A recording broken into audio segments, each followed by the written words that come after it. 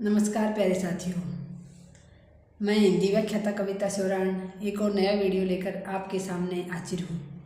साथियों, आज के इस वीडियो में हम बात करेंगे कि सफलता के लिए मेहनत तो करनी ही होती है, मेहनत तो अति आवश्यक है, लेकिन उसके साथ साथ एक और चीज़ की भी आवश्यकता होती है। वो क्या है? तो साथियों, मेहनत तो सभी करते हैं। आप देख रहे हो कितने समय बाद भर्तियाँ आ रही हैं, प्रतियोगी परीक्षाओं में कितनी ज़्यादा प्रतिस्पर्धा हो गई है, कितना ज़्यादा कंपटीशन बढ़ गया है। आप जिधर देखो उधर बच्चे कहीं ऐप से कोर्स लेकर, कहीं कोचिंगों में, कहीं लाइब्रेरियों में भरी पड़ी हैं आजकल। पहले छोटे छोटे शहरों में लाइब्रेरी नाम की कोई चीज़ नहीं होती थी। आजकल कोई छोटा सा कस्बा है तो उसमें भी आपको 2-4 लाइब्रेरी मिल जाएंगी।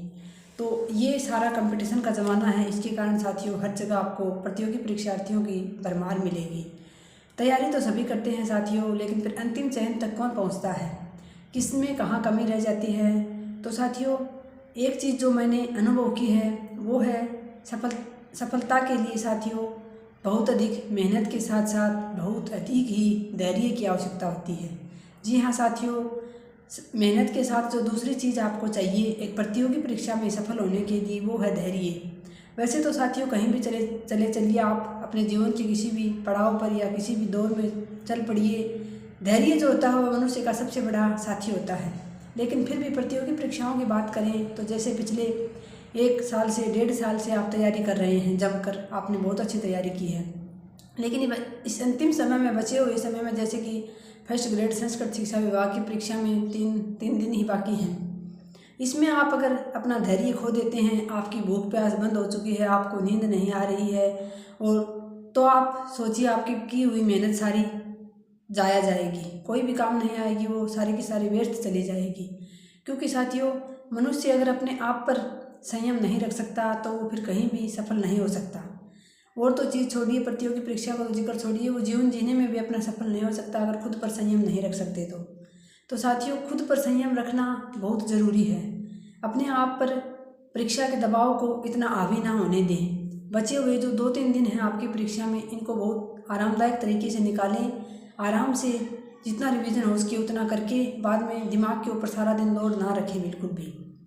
एकदम फ्री माइंड से जाएंगे तो ही आपकी की हुई चीज़ें आपको याद रहेंगी और आप बेहतरीन अपना वहाँ प्रदर्शन कर पाओगे परीक्षा हॉल में। और अगर आप बचे हुए दिनों में भी आपकी नींद उड़ चुकी है तो फिर आप परीक्षा हॉल तक पहुँचते पहुँचते तो साथियों आपका बुरा हाल हो जाएगा। और फिर पेपर का तो किसी को नहीं पता, हो सकता है आप पेपर खोलो और शुरुआती 2 प्रश्न ही ऐसे मिल जाएं जो आपने कभी पढ़े ही ना हो। फिर सोचिए आपका क्या हाल होगा। फिर आप क्यों व्यर्थ ही मेहनत कर रहे हैं, क्यों अपनी आँखें खपा रहे हैं, क्यों अपना दिमाग ख़राब कर रहे हैं पढ़ कर, जब आप इतना संयम ही नहीं रख सकते तो साथियों, सबसे अधिक आवश्यकता धैर्य की इसलिए है। आपको बचे हुए दिनों में बहुत अच्छी तैयारी के साथ और बहुत ही खुशी मन से घर में अपने बड़े बुजुर्ग हैं, भले ही आप से उनकी बनती है नहीं बनती है, लेकिन जाते समय आप उनका घर से आशीर्वाद लेकर ज़रूर जाएं।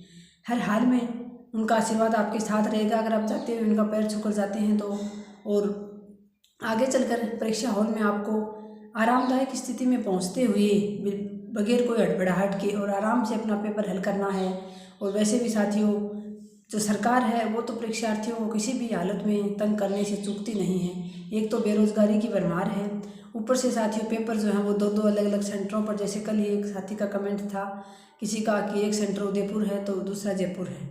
साथियों, पता नहीं क्यों हम लोगों में ही कमी है, कहीं हम लोग सब लोग एकाग्र नहीं हो पाते सरकार के खिलाफ, या फिर सरकार बिल्कुल ही अंधी बनी हुई है। जो अधिकारी बैठे हैं ऊपर तक, उनको तो क्या जोर आता है, एक सेंटर जयपुर दे दिया, एक अजमेर दे दिया, किसी का एक उदयपुर दे दिया, जोधपुर दे दिया। लेकिन साथियों, परीक्षार्थी को पता होता है जब वो बेरोजगारी के दौर में होता है तो कैसे वो एग्ज़ाम सेंटर तक पहुंचता है। और सबसे बड़ी बात तो लड़कियों के लिए होती है साथियों, सबसे मुश्किल बात तो पैसे की समस्या तो लड़कों की भी इतनी ही होती है, लड़कियों की भी होती है, क्योंकि किराया बढ़ा करके पहले दिन जाना पड़ता है, वहाँ रुकना भी पड़ता है, सेंटर पर पहले वाले दिन पहुँचना पड़ता है, किराया बढ़ा करके बहुत सारा खर्चा भी हो जाता है। और फिर लड़कियों की तो साथी समस्या ये है, उनके साथ एक तो जाने वाला चाहिए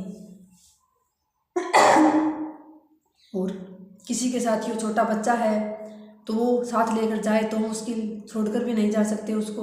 और फिर लड़कियों के साथ हर हाल में एक जना तो चाहिए ही चाहिए होता है, तो वहाँ 2 व्यक्ति जो है वो परेशान होते हैं, तो कम से कम सरकार इतना तो रहम कर ही सकती है परीक्षार्थी पर कि सेंटर तो कम से कम उनका एक जगह दे दे। ऐसे सेंटर बदल कर देने से ऐसा तो है नहीं कि परीक्षा में होने वाली गड़बड़ियाँ रुक सकती हैं, क्योंकि गड़बड़ियाँ तो ऊपरी स्तर पर होती हैं।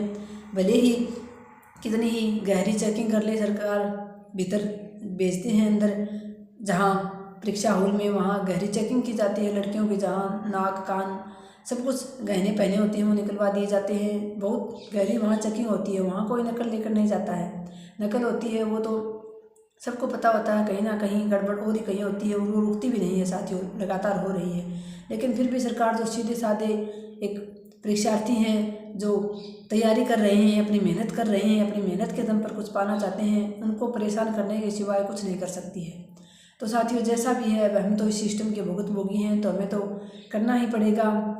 लेकिन फिर भी अपने सेंटर पर समय से पहुँचे, यही कहूँगी साथियों। हालांकि बहुत बुरा लगता है जब परीक्षा देने के लिए इतनी दूर दूर तक जाना पड़ता है, और फिर वो भी एक जगह नहीं 2 जगह अलग अलग। लेकिन फिर भी साथियों इस चीज़ के आगे हमारे कोई बस तो है नहीं जो हम कुछ कर सकते हैं अब, सिवाय अपना पेपर आराम से आप देकर आ सकते हैं। बहुत ही अच्छे रिलैक्स मूड में जाएं साथियों, और अच्छे से अपना परीक्षा पेपर जो है वो हल करके आएँ। आप देखेंगे कि आधा पेपर तो आपका सोल, जब आप संयम बरतते हैं, धैर्य रख कर जाते हैं, घबराते नहीं हैं, तो आधा पेपर तो आपका आराम से हो जाता है, आसानी से। और आपकी मेहनत जो की है आपने, वहाँ आप उसका बहुत अच्छे से प्रेजेंट दे पाओगे साथियों। और अगर आप घबरा गए तो फिर तो आप मत ही जाना, घर पे ही रह जाना साथियों, क्योंकि घबराहट के मारे आप वहाँ तक पहुँचोगे, पहले वाले दिन सेंटर पर पहुँचने की दिक्कत कैसे क्या करके, जैसे भी, क्योंकि भयंकर भीड़ रहती है आजकल, वैसे भी विवाह शादियों का समय चल रहा है, तो और फिर परीक्षा के कारण भी बहुत अधिक भीड़ रहती है हर जगह, वाहनों में भी। तो आप वहाँ तक परेशान होते होते जाओगे, और फिर वहाँ जाकर आप परीक्षा अच्छे से नहीं दे पाओगे, क्योंकि पहले तो सेंटर पर पहुँचने का सबसे पहले तो अभी जो दबाव है वो परीक्षा का है कि हमने कितना पढ़ा, कितना रह गया, कैसे क्या परीक्षा प्रश्न आएंगे। दूसरा दबाव फिर साथियों अब परीक्षा सेंटर पर पहुँचने का हो गया है। अब परीक्षा को तो एक दिन के लिए भूल जाएंगे सब बच्चे, और परीक्षा सेंटर तक पहुंचने की जुगाड़ में लग जाएंगे सबके सब। फिर परीक्षा सेंटर पर पहुंचने के बाद भी साथियों आप पहले वाले दिन आराम से वहां जाएं और रहें। और जहां तक मेरा मानना है साथियों, बहुत सारे साथी मानते हैं, ऐसा चलते हैं लेकर, पहले वाले दिन जाना होता है था तो मैं थोड़े बहुत मेरे जो बिल्कुल शॉर्ट नोट्स थे वो लेकर गई थी मैं साथ अपने। और लेकिन आपके बिल्कुल शॉर्ट नोट्स कोई है वो लेकर जाएं साथियों। लेकिन मैंने देखा है कि परीक्षा थी जो है वो परीक्षा देने से थोड़ी देर पहले तक इतने मोटे मोटे पोथे बाहर लिए बैठे रहते हैं, सभी विद्यार्थी इधर उधर बैठ के अपने पन्ने पलटने में लगे रहते हैं साथियों। तो वहाँ जाकर मेरा दिमाग जो है ना साथियों बिल्कुल भी काम नहीं करता था। सब व्यक्तियों की अलग अलग अपनी अपनी कैपेसिटी होती है, अलग अलग अपना तरीका होता है पढ़ने का। हो सकता है लास्ट समय में वहाँ 15-20 पेज आप पलट कर जाएँ, उनमें से आपको 2 से 3% मिल जाएँ। मैं गलत नहीं मानती इस चीज़ को, लेकिन फिर भी मेरे बस की बात नहीं थी। मैं ज़रूर रास्ते में जाते हुए, जैसे कोई वाहन में जाते थे तो लेट लगा के कोई वीडियो सुन लिया, कोई करंट जीके का जैसे मंथली वीडियो सुन लिया लास्ट का, ऐसे मैं रास्ते में। और वहाँ जाकर साथियों सेंटर पर पहुँचते थे रात को, आरामदायक नींद लेनी चाहिए, मैं कोई अपनी बुक लेके नहीं जाती थी।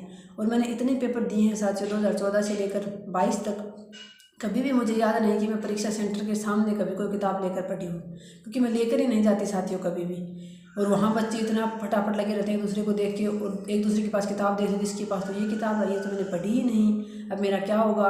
कोई वहाँ चर्चा चल जाती है तो कहता है कि मैंने वहाँ से तैयारी की थी, मैंने वहाँ से की है, वो पेपर हल किए थे, वो पेपर ऐसे आता है, ऐसे पेपरों में गड़बड़ी हो जाती है।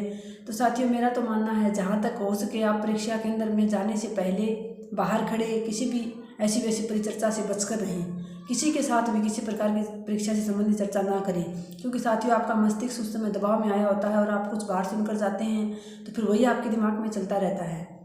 तो मैं तो यही करती थी, कोई साथ जाने वाला होता था उसके साथ ही एकांत में एक साइड में बैठकर चुपचाप उन बच्चों की गतिविधि देखती रहती थी। किसी के साथ भी किसी प्रकार की मैं चर्चा नहीं करती थी।